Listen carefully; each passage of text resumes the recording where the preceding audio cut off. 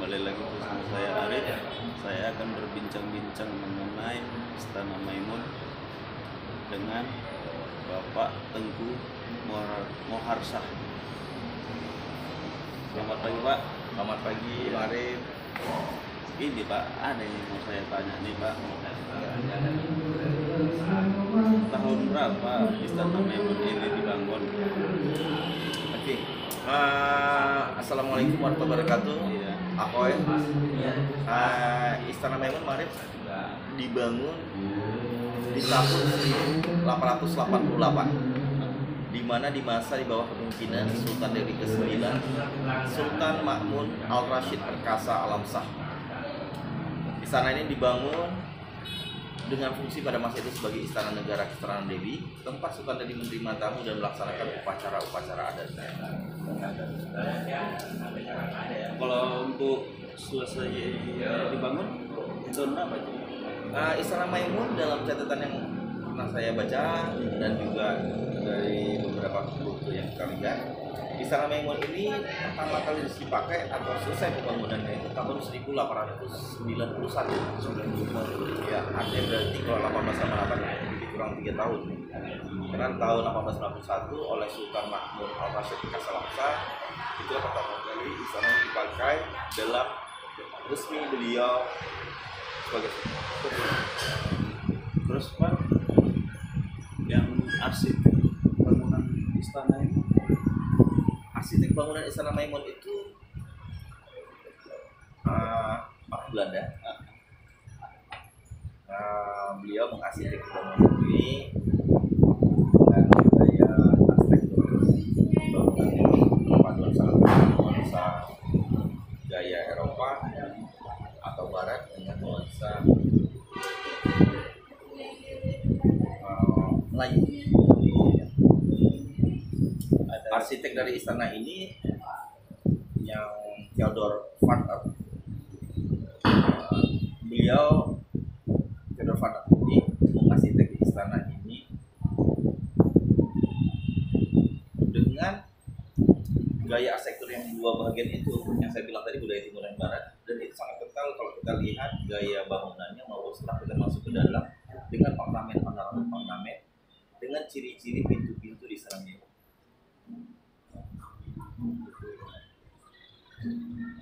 Berarti masa pembangunannya ada sekitar sampai 4 tahunan ya?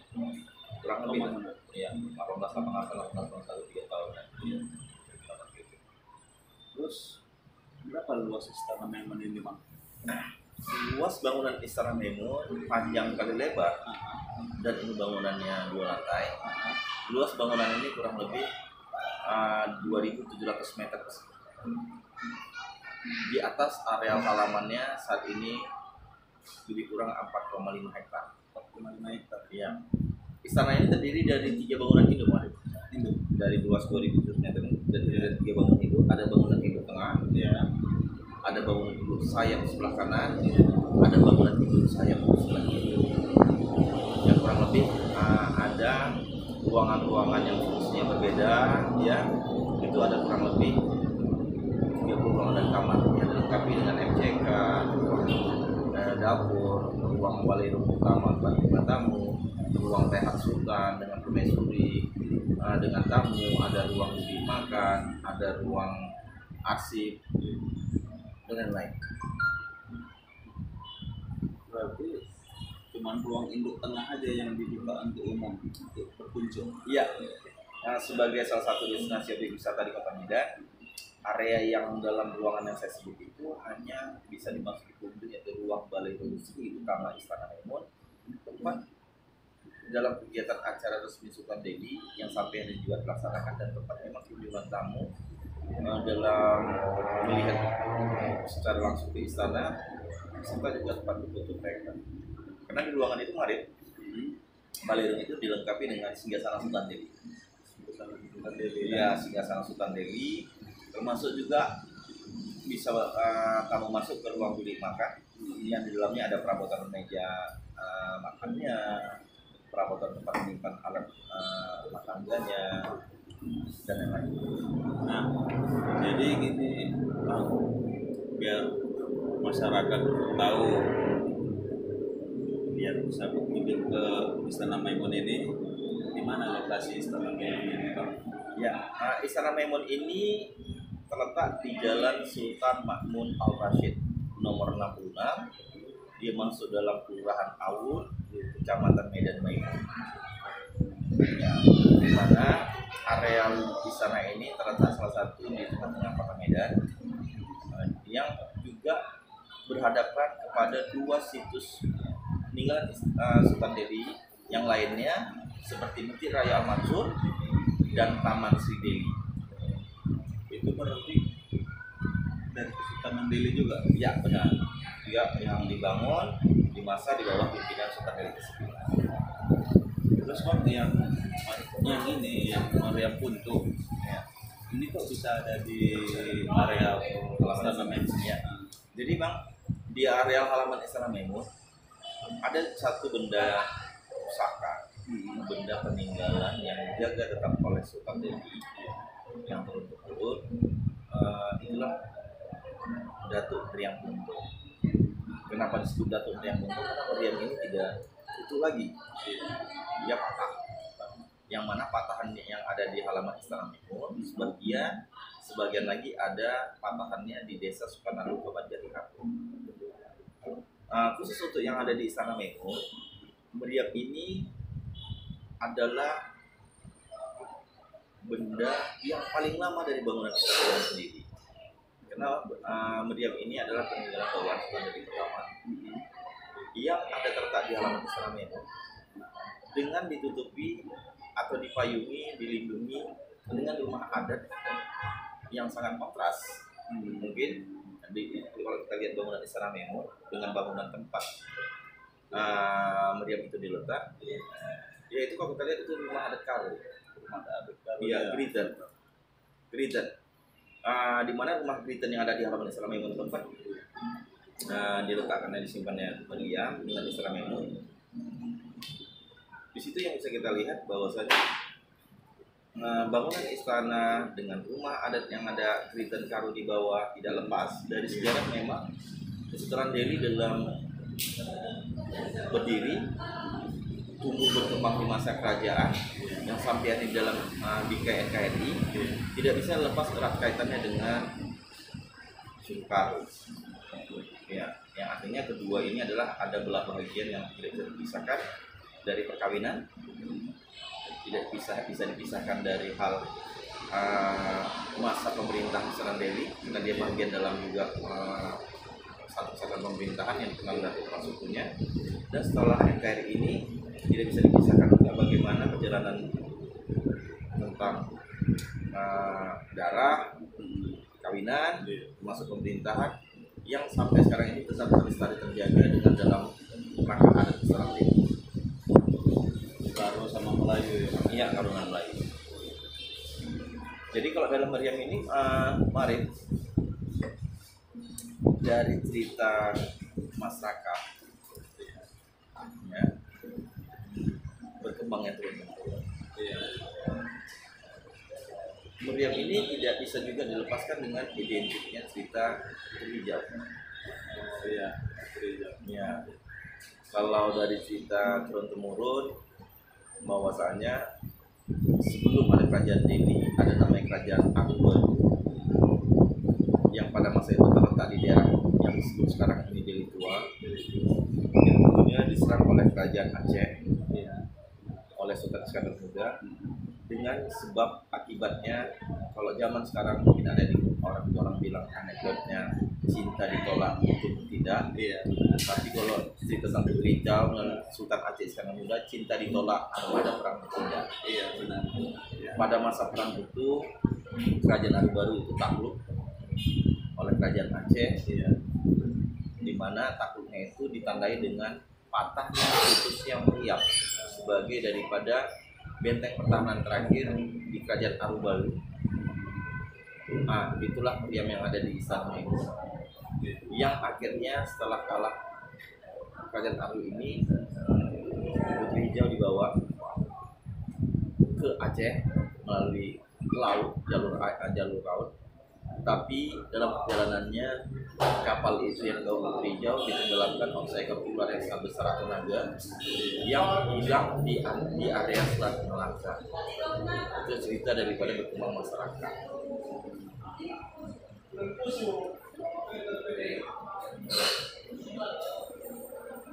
Oke, ya tentu saja saya berbincang-bincang dengan Pak Joko Muarsad. Selamat pagi. Sudah berbunga alun suara, terdengar merdu denyak jendana. Sudah berbunga alun suara, terdengar merdu denyak jendana.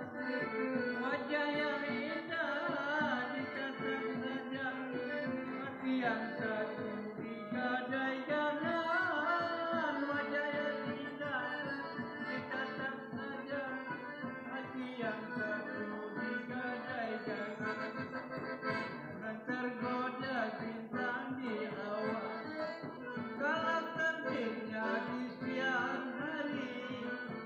Dan tergoda bintang di awan, kalau terbitnya di siang hari. Terkorban jiwa merana, ribut pesta apa gunanya.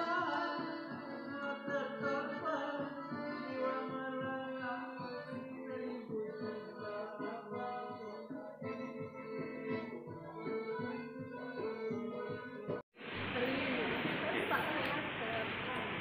Jadi, Bang Arif, saat ini Bang Arif berada di salah satu ruangan terbesar di Istana Maimun.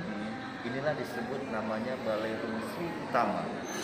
Balai Rumah Sri Utama ini tempat pusat acara resmi Sultan Delhi dalam hal kegiatan untuk menerima tamu atau melaksanakan acara-acara adatnya, seperti untuk Abal Sultan, untuk darjah pemberian gelar kepada saudara masyarakat ataupun perangkat adatnya, dan juga untuk kegiatan-kegiatan yang sampai hari ini masih digunakan seperti untuk acara Hari Raya Idul Fitri Berdaha, Junjung Juli, open house ya, dan juga untuk tempat kegiatan seperti pengajian, pembacaan khatim tahlil, dan juga tempat peletakan jenazah sultan atau keluarganya di ruangan ini.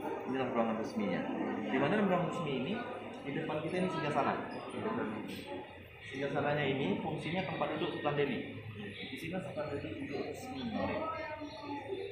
Di mana singgasana Sultan Delhi kalau kita lihat ada kursi di atasnya, karena tempat duduknya itu duduknya di Islam. Ya, dengan kombinasi dua warna di singgasana Sultan Delhi, kuning dan hijau. Hijau melambangkan kerajaan Islamnya, kuning warna khas Raja Melayunya, dan di atasnya terdapat logo lambang simbol. Simbol Sultan Delhi, ada gambar bintang Allah Subhanahu wa taala, crown di bawah bintang itu Sultan Delhi.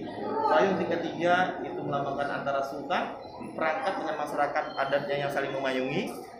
Dan di situ ada lambang kesuburan. Itu namanya puang, ya. Dan di situ ada tepak sirih lambang adat. Ya, ada istiadat. Dan ada payung edan, ada tombak, keris dan lain, itu menunjukkan penjagaan wilayah Sultan Delhi. Dan ini ada foto lukisan. Ini lukisan yang besar ini Sultan Delhi ke-9, Sultan Ma'mun Al-Rashid Perkasalamsah. Yang di kiri kanan ini adalah foto putra-putranya. Yang ini menjadi Sultan Delhi ke-10, putra paling sulungnya, Sultan Amaluddin Al-Sani Perkasalamsah. Dan ini putra keduanya. Ini putra keduanya, Tengku Harun Al-Rashid bergelar Tengku Perdana Menteri. Dan di sini juga terdapat ada 2 kursi. Terdapat 2 kursi. Ini kursi asli dengan kayunya juga asli.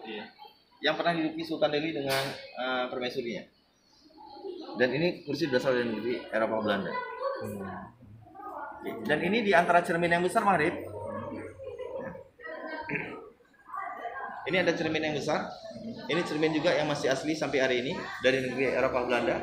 Di kanan kiri daripada cermin ini ada 2 foto. Ini foto Sultan Delhi ke-10. Ya, Sultan Delhi ke-10, Sultan Amaluddin Al-Sani Perkasa Lamsah. Beliau ini adalah Sultan Delhi yang terakhir memerintah secara kerajaan.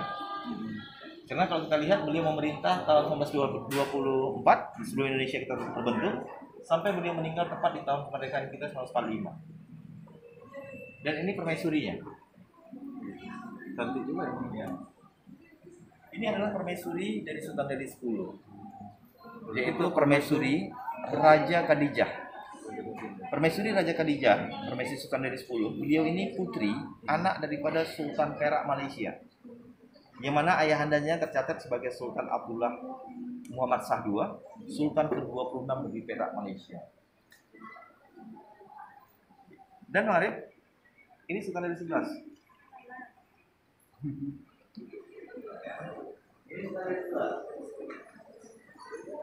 Ini Sultan Delhi 11, Sultan Osman Al-Sani Perkasa Lamsah. Beliau adalah Sultan Delhi di awal negara Republik Indonesia kita berdiri. Beliau ini putra paling sulung dari Sultan Delhi ke-10. Ini juga penampakannya masih asli. Nah, ini foto Sultan Delhi ke-9. Semasa masih muda. Ya, Sultan Ma'mun Ar-Rasyid Perkasa Lamsah. Oke. Kalau kita lihat dalam ruangan ini, mari di atas langit-langitnya ini, di ruangan langit-langitnya ini kalau kita lihat nuansa kental dengan nuansa perpaduan gaya arsitektur budaya timur dan budaya barat. Istilahnya kalau dengan Eropanya mozaik, dengan bangunan-bangunan Arabnya ornamen, timurnya ornamen.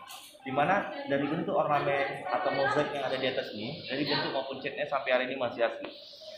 Dengan simbol-simbol yang ada di dalam ruangan ini, perpaduan bagaimana simbol makhluk manusia itu dengan alam yang tidak bisa terpisahkan. Dimana dilengkapi dengan lampu gantung yang sangat besar dalam ruangan ini, termasuk beberapa lampu yang ada di Istana Memon. Lampu kristal ini berasal dari Prancis. Sementara kalau lantai di Istana Memon itu lantai marmer yang berasal dari Italia. Dan simbol-simbol dalam ruangan ini bisa kita lihat yang di atas kita ini, tepat di atas kita ini, Marif. Ini simbol bunga daun tembakau Delhi. Nah, bunga daun tembakau Delhi adalah salah satu komoditi yang dulunya membawa kemakmuran di tanah negeri Delhi, di masa pemerintahan Delhi. Yang dulunya tembakau ini sangat terkenal di Eropa karena untuk kalangan rokok menengah ke atas itu rokok cerutu tembakau Delhi. Dan di atas ini tentu juga dapat simbol ada gambar singa melambangkan dari Eropa gaya arsitektur Melayunya, dan ada tulisan Arab Melayu melambangkan budaya timurnya. Dan dua matahari yang terpisah antara budaya timur dan budaya barat yang menyatu, yang ada di atas itu bisa melambangkan sinar kehidupan. Dan ini foto Sultan Delhi yang sekarang. Ini sekarang, ya. Di depan kita ini foto lukisan Sultan Delhi yang sekarang. Sultan Delhi yang sekarang, Sultan Delhi ke-14, Sultan Mahmud Lamanyiji Perkasa Alam. Beliau adalah putra paling sulung dari dua bersaudara, Sultan Delhi 13. Ya, yang mana ini foto ayahandanya. Di mana di depan kita ini ada dua foto ayahandanya memakai baju dengan peran yang sebagai kepala adat. Sebagai Sultan Delhi 13, Sultan Ottoman Mahmud Perkasa Alam. Tapi satu sisi beliau memakai baju uniform TNI Angkatan Darat. Karena ayahandanya seorang perwira TNI Angkatan Darat, Akmil Angkatan 89, yang gugur tugas di Aceh semasa menjaga daerah operasi militer Aceh dari keamanan dan ketertiban, mangkat dalam usia 39 tahun dengan pangkat Kolonel Anumerta. Beliau mangkat karena kecelakaan pesawat TNI Angkatan Udara yang lepas jatuh di Bandara Malikus Sohel, Aceh. Sementara Sultan Delhi yang sekarang sebagai putra paling sulung dari dua bersaudara dilantik menjadi Sultan Delhi semangkat ayahandanya Sultan Delhi 13 dalam usia 7 tahun. Tahun 2005. Yang mana beliau dilantik sebagai Sultan Delhi ke-14 mengikuti hukum kanun yang turun-temurun yang pada masa itu karena beliau masih di bawah umur sebagai Sultan Delhi, beliau didampingi oleh pendampingnya atau disebut pemangku Sultan Delhi. yang sampai hari ini pemangku Sultan Delhi ini Tengku Hamdi Osman Delhi kan gelar Raja Muda yang tinggal di Medan. Sementara Sultan Delhi sampai hari ini masih menempuh pendidikan di strata 1, di strata satunya di Semarang. Ya. Dan ini Sultan Delhi 12. Sultan Delhi 12, Sultan Azmi Perkasa Alam. Di foto ini kalau kita lihat Sultan Delhi 12, Sultan Azmi Perkasa Alam berfoto dengan permaisurinya, yang mana permaisuri ini pakai baju adat Aceh karena memang putri anak daripada Sultan Aceh yaitu Tuanku Mahmud bernama permaisuri Tengku Zainab Abdul Harith.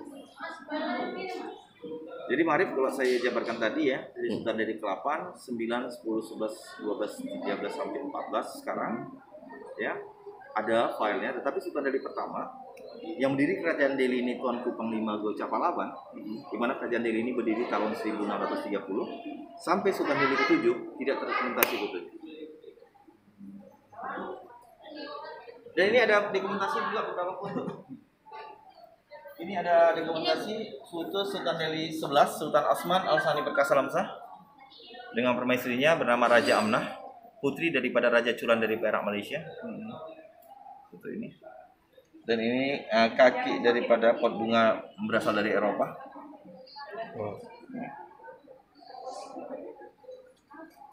Dan ini ada foto istri Sultan Delhi. Iya, Raja Maheran. Ini yang tadi abang sebutkan Iya. yang rambutnya panjang. Rambutnya panjang. Raja Maheran, beliau ini anak Sultan Perak dari Malaysia. Ayahandanya Sultan Muhammad Shah II, ya, Sultan Abdullah Muhammad Shah II. Beliau ini istri Sultan Delhi ke-10, kakak dari permaisuri Raja Khadijah. Jadi permaisuri Raja Khadijah dengan beliau ini kakak adik. Jadi Sultan Delhi ke-10 setelah mangkat Sultan Raja Maheran, beliau ganti tikar dengan adik. Makam beliau di Medan, tepatnya di komplek pemakaman Sultan Delhi di Masjid Raya Al Osmani Labuan Delhi, makam beliau. Dan ini ada kursi antik juga. Ini kursi dari Jawa, Jepang. Salah satu perabotan yang digunakan Sultan Delhi. Dan ini pot bunga dari kayu untuk apa pipa rokok. Ini antik juga. Pot bunga. Dan ini ada foto Sultan Delhi 10, Sultan Amaluddin Al-Sani Perkasa Lamsah dengan Raja Maheran. Raja Maheran. Oh ya, benar. Tadi. Dan ini ada foto Raja Nursyida. Raja Nursyida ini putri daripada Raja Harun Rasid, Raja dari Perak. Beliau ini istri daripada Sultan Delhi 11, Sultan Osman Al-Sani Perkasa Lamsah. Maka beliau juga di Medan di Masjid Raya Al-Mansur. Rata-rata di makam di Masjid Osman. Ada Masjid Labuan Delhi, ada masjid di Al-Mansur. Al-Mansur Medan. Oke, Pak Arif, apa? Ini ruang bilik makan. Ruang bilik makan lengkap ini tegelnya juga masih asli.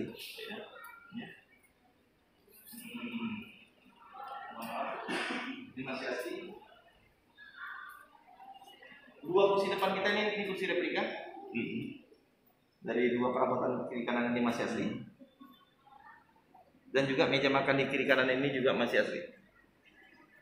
Di ruang bilik makan ini juga dalam display kaca ini ada perabotan piring dari Cina maupun dari negeri Eropa Belanda. Dan juga ada gelas, tempat es batu, tempat letak garam, perabotannya juga dari Eropa.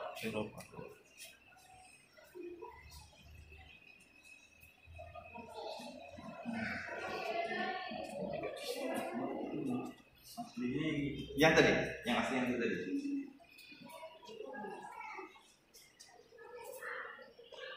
Dan ini ada betul dokumentasi, ini ada konferensi kolonia Sultan-Sultan Sumatera Timur, bukan hanya ada Sultan Delhi tapi ada Sultan Langkat, Sultan Serdang, Sultan Asahan. Ini foto tahun 1935, ada konferensi di kolonia. Ini foto salah satu sultan yang ada di Malaysia yang menjadi ada hubungan yang dengan Sultan Delhi. Ini foto Sultan Ibrahim, Sultan Johor Malaysia.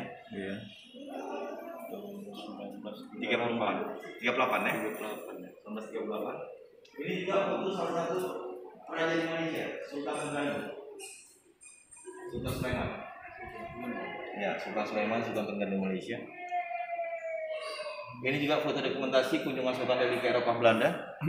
Sultan Delhi duduk di situ dengan Pangeran Albert, Ratu Wilma dengan anggota dewan di Belanda. Dan ini foto Sultan Delhi berkunjung ke Keraton Solo. Di mana Sultan Delhi bersama Sunan Pakubono X ya, bersama juga dengan kerabatnya. Dan ini ada dokumentasi diagram daripada informasi tentang istana. Dan ini dalam display kaca ini ada tepak sirih. Tepak sirih dengan beberapa perhiasan dalamnya ini replika. Dan ini ada foto istri Sultan Delhi Raja Amnah dari Perak Malaysia. Jadi istrinya ini yang punya perhiasan ini. Iya, replika yang Bapak pakai ini. Tepak sirih. Dan ini ada alat musik. Ini ada alat musik terdiri dari gendang, pakpungnya, akordion, biola. Kombinasi tradisional dengan Eropa. Jadi Marip, Istana Memon dalam perjalanannya sampai hari ini, istana ini masih milik Sultan Delhi beserta keluarganya. Yang sekarang ini dengan fungsinya ada menjadi 4 fungsi. Fungsi pertama, istana ini masih kekal untuk kegiatan acara adat. Artinya adat istiadatnya dengan Istana Memon tidak bisa dipisahkan karena masih digunakan dilaksanakan di istana secara resmi.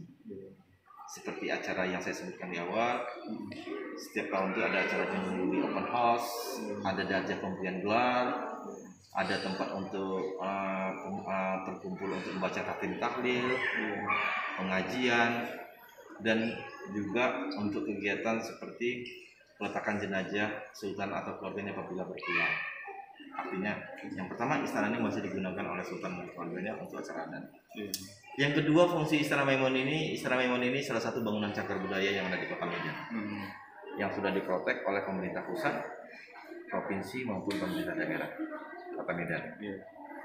Fungsi yang ketiga, istana ini salah satu destinasi wisata budaya yang ramai dikunjungi wisatawan lokal, wisatawan Nusantara maupun wisatawan mancanegara. Sebagai destinasi wisata budaya, Istana Memon ini dikelola dan dirawat oleh Sultan beserta keluarga dalam satu bentuk yayasan, dengan di dalamnya menampilkan juga pelestarian seperti tamu-tamu yang datang berkunjung ke Istana Memon bisa memakai baju adat Melayu dari mulai dewasa maupun anak-anak. Ada juga penampilan musik live Melayu sesuai dengan jamnya. Yang ketiga, bisa berkuda di halaman Istana Memon. Dan biasanya setiap hari Jumat di situ ada penampilan makanan minuman kuih Melayu yang dilestarikan juga, yang bagi para pengunjung di hari Jumat datang selepas sholat Jumat dengan kapasitas dibuat itu untuk kurang lebih 100 sampai 150 orang. Itu dimana tamu-tamu akan gratis untuk makan itu.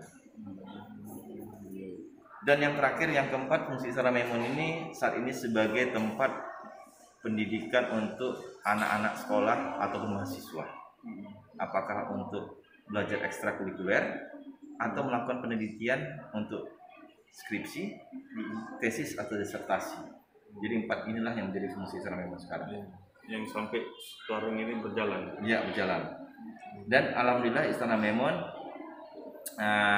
dalam hal 4 fungsi tadi sudah diprotek dengan Undang-Undang Nomor 10 Tahun 2011, yaitu Undang-Undang Cagar Budaya, dengan Peraturan Daerah Nomor 2 Tahun 2012, dan juga dalam hal kegiatan perawatan pelestarian di Istana Memon, pihak istana bersama-sama dengan pemerintah, khususnya pemerintah Kota Medan, dengan SKPD yang terkait seperti Dinas Pariwisata, seperti Dinas Kebersihan dan Pertamanan, seperti Dinas Perkim dan lain-lain, itu melaksanakan dengan fungsi dalam perawatan Istana Memon, baik itu halaman, bangunannya maupun melestarikan acara-acara kegiatan dalam konteks budaya. Itulah menyangkut Istana Memon sekarang.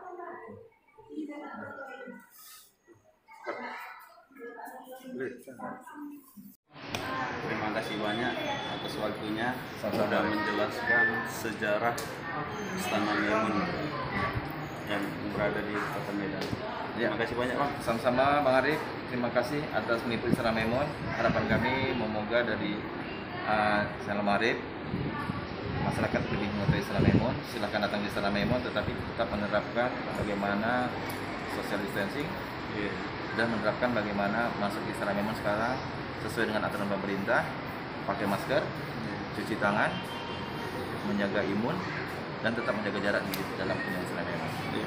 Terima kasih banyak, Bang. Ya, sama-sama. Assalamualaikum. Inilah kisah singkat legenda Meriam Puntung. Bisa Anda baca di sini.